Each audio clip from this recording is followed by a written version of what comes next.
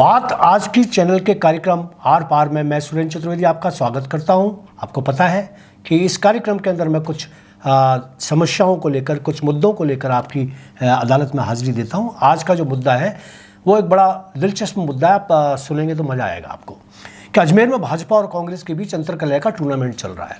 कैसे चल रहा है, कैसे निष्क्रिय पड़ी हैं दोनों पार्टियां और कैसे सक्रिय हैं धड़ेबाज, इस पर मैं आपको अपने विचार रखूंगा कि भाजपा और कांग्रेस का प्रदेश हाईकमान अजमेर के संगठन की निष्क्रियता का दंश भुगत रहा है। चुनाव सर पर है और दोनों ही पार्टियों का हाल एक जैसा है। कांग्रेस में शहर और देहात कांग्रेस के अध्यक्षों का ही अब तक कोई पता नहीं, तो भाजपा में शहर अध्यक्ष रमेश सोनी की घोषणा के बावजूद वह अपनी कार्यकारिणी ही नहीं बना पाए हैं। दोनों ही पार्टियों के अंदर अंतरकलह के शर्मनाक मंजर दिखाई दे रहे हैं। गुटबाजी का आलम यह है कि कांग्रेस में आए रोज नेताओं की सिर फुटअव्वल के किस्से अखबारों की सुर्खियां बन रहे हैं, तो भाजपा के दोनों विधायक अपने कार्यकर्ताओं और आंखों के तारों से ही परेशान हैं। कांग्रेस में सचिन पायलट के प्रांतीय अध्यक्ष पद से हटने के बाद ही संगठन नाम की कोई चीज नहीं बची है। पुरानी कार्यकारिणी ही अपने लेटर पैड पर पूर्व लिखकर काम चला रही है। बेचारे विजय जैन निवर्तमान होने के बावजूद संगठन को वेंटिलेशन पर कृत्रिम सांसें दे रहे हैं, जबकि आए रोज नए नए मिट्टी के मादो आकर गुटबाजी फैला रहे हैं। अगर शहर और देहात में कोई अध्यक्ष और उनकी टीम होती तो धर्मेंद्र राठौड़ अपनी तानाशाही राठौड़ी इस तरह नहीं चलाते। इधर भाजपा में शहर का संगठन बुजुर्ग विधायक वासुदेव देवनानी के जवान चेले रमेश सोनी के हाथों में इतना निस्तेज है कि अब तक वह अपनी कार्यकारिणी के लिए कोई सूची ही जारी नहीं कर पाया है। शायद वह डर के मारे इतने घबराए हुए हैं कि यदि सूची जारी हुई तो अंदर खाने चल रही अंतरकलह सड़कों पर आ जाएगी। रमेश सोनी के अध्यक्ष बनाए जाने से नाराज चल रहे देवनानी जी के सारे चेलों के मन में विद्रोह की ज्वालामुखी सुलग रही है। धर्मेंद्र गहलोत और नीरज जैन को उम्मीद थी कि देवनानी जी उनको अध्यक्ष पद पर काबिज करवाएंगे, मगर उन्होंने सबको दरकिनार कर अपने लाडले पार्षद को जिद करके अध्यक्ष बनवा लिया। मुझे याद है कि अजमेर दक्षिण की विधायक अनीता बघेल सीनियर और योग्य नेता आनंद सिंह राजावत को अध्यक्ष बनाना चाहती थीं। वरिष्ठ नेता अर्जुन मेघवाल भी यही चाहते थे, मगर तत्कालीन प्रदेश अध्यक्ष डॉक्टर पूनिया को देवनानी ने यह कहकर विश्वास में ले लिया कि बघेल वसुंधरा समर्थक हैं और उनके द्वारा सुझाया प्रतिनिधि भी उनका सगा नहीं होगा। कई आरोपों से घिरे रमेश सोनी को उन्होंने अध्यक्ष तो बनवा लिया, मगर कमानीदार बिना रीढ़ के सोनी आज तक अपनी टीम ही नहीं बना पाए हैं। हालात यह हैं कि पार्टी आए दिन जनता से जुड़ने वाले आयोजन कर रही है, मगर अजमेर में संगठन अपना वजूद ही नहीं दिखा पा रहा। परिवर्तन यात्रा का जो हश्र अजमेर में हुआ वह शर्मनाक ही कहा जाएगा।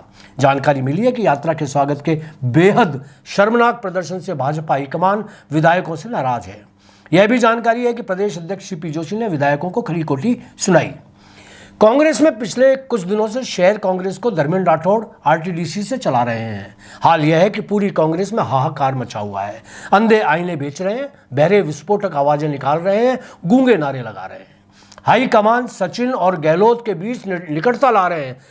उधर अजमेर में समर्थकों के बीच कानूनी रस्सा खींच चल रही है। भाजपा में हाल यह है कि दोनों मजबूत विधायक अपने ही चिलगोजों की खींचातान से परेशान हैं। जिन लोगों को उन्होंने कहां से कहां पहुंचाया, वही चिलगोजे उनको जान को जर्मन बने हुए हैं। इन सब विरोधियों के बारे में मैं आपको बताना चाहूँगा। इन सभी विरोधियों के विरोध करने का मुख्य कारण अपने अपने निजी स्वार्थ पूरे नहीं होना हो सकता है। चलिए इसी बहाने बात करें उन चेहरों की जिनको देवनानी और बघेल ने फर्श से अर्श तक पहुँचाया और आज वही चेहरे उनको उनकी सियासती कब्रें खोदने पर आमादा हैं। सबसे पहले बात करते हैं परिवर्तन यात्रा के दौरान भाजपा संगठन के पदाधिकारियों द्वारा ही अनीता बघेल का खुलेआम विरोध करना।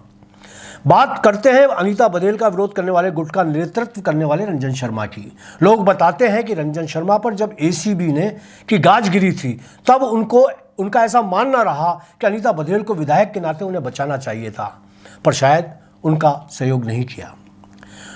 दोस्तों यहाँ आपको बता दूं कि एसीबी के शिकंजे में फंसने के बाद किसी भी बड़ी से बड़ी हस्ती को भी बचाना किसी के लिए संभव नहीं होता। विधायक की तो औकात ही क्या है।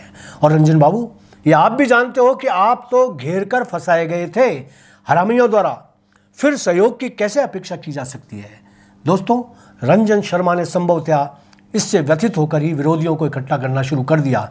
इसी की परिणति एक गुट के रूप में परिवर्तन यात्रा के दौरान देखने को मिली, जब इस गुट ने उपनेता प्रतिपक्ष सतीश पूनिया को ज्ञापन सौंपकर अनीता बघेल का टिकट काटने की मांग उठाई। अन्य विरोधियों के बारे में भी आपको बता दूं, एक है मुकेश खींची, जो राजनीति का जब रह भी नहीं जानते थे, उन्हें अनीता बघेल ने ही कभी अपने खासम खास रहे संपत सांकला के कहने पर मंडल अध्यक्ष बना दिया था। इतने महत्वपूर्ण पद से नवाजा गया, यह भी कोई कम बड़ा एहसान नहीं था। वर्तमान में ये एससी मोर्चा के जिलाध्यक्ष हैं। पदाधिकारी होने के बावजूद खींची का बघेल विरोध, शायद संपत सांकला को पार्षद का टिकट नहीं मिलना रहा। शायद इसके पीछे वो अनीता बघेल को जिम्मेदार मानते हैं, जबकि खींची साहब आपको मैं बता दूं कि संपत सांकला को तो उनके खोटे कामों की वजह से टिकट नहीं मिला था। उन पर विभिन्न मुकदमे विचाराधीन चल रहे थे, तो टिकट देकर पार्टी क्या अपनी भद्द पिटवाती। 2005 से लगातार पार्षद का टिकट गीसू गढ़वाल को मिलता रहा। टिकट मिलने का कारण स्थानीय विधायक के ना थे, अनीता जी की अनुशंसा ही रही। परंतु 2021 में गीसू का टिकट कटने पर वह भी अनीता बघेल को उसका कारण मानते हैं, जबकि मैं बता दूं कि 2021 में आरएसएस द्वारा इस वार्ड से अपने प्रत्याशी को टिकट दिलवाने के कारण गीसू गढ़वाल का टिकट काटा गया था। इसी प्रकार अशोक सोनी, विशाल वर्मा, कुसुम मिश्रा, दुर्गा प्रसाद शर्मा, जितेंद्र अरोड़ा सभी अपने काम पूरे नहीं हो पाने के कारण शायद अनीता विरोधी टीम के खिलाड़ी बने। अनीता बघेल से जब इस बारे में बात करनी चाहिए तो उन्होंने इस मुद्दे पर बात करने से ही मना कर दिया। आपका किया, आप भुगतो। चुपता है तो क्या हुआ प्यारे, स्वेटर तूने ही बुना है। अब बात करते हैं देवनानी जी के विरोधियों की।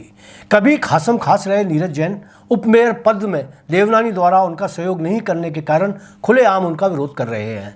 धर्मेंद्र गहलोत अपने शहर अध्यक्ष बनने में सबसे बड़ा रोड़ा देवनानी जी को ही मानते हैं। साथ ही अपनी विधायक बनने की इच्छा शक्ति के चलते भी देवनानी को आंख दिखाते हुए अंदर खाने उनका विरोध कर रहे हैं।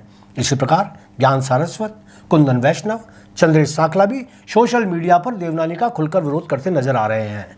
अंत में मैं यही कहूंगा कि यदि संगठन मजबूत होता तो जो भी पार्टी के पदाधिकारी या सक्रिय कार्यकर्ता पार्टी को रोड पर लाकर बेइज्जत कर रहे हैं, उन्हें ठिकाने लगा देता। संगठन जब ठनाठन हो तो यही असर होता है, चाहे पार्टी कोई सी भी हो। अंत में आपको जानकारी दे दूं कि जिला संगठन की निष्क्रियता के चलते ही अनीता विरोधी टीम के खिलाड़ियों की इतनी हिम्मत हो गई कि वो इस मुद्दे पर आज प्रेस कॉन्फ्रेंस आयोजित करने जा रहे थे। जिला संगठन तो नहीं, पर प्रदेश आला कमान की जागरूकता के चलते इस प्रेस कॉन्फ्रेंस में होने से पहले ही इन सभी विरोधियों को आला कमान ने प्रदेश कार्यालय तलब कर लिया है।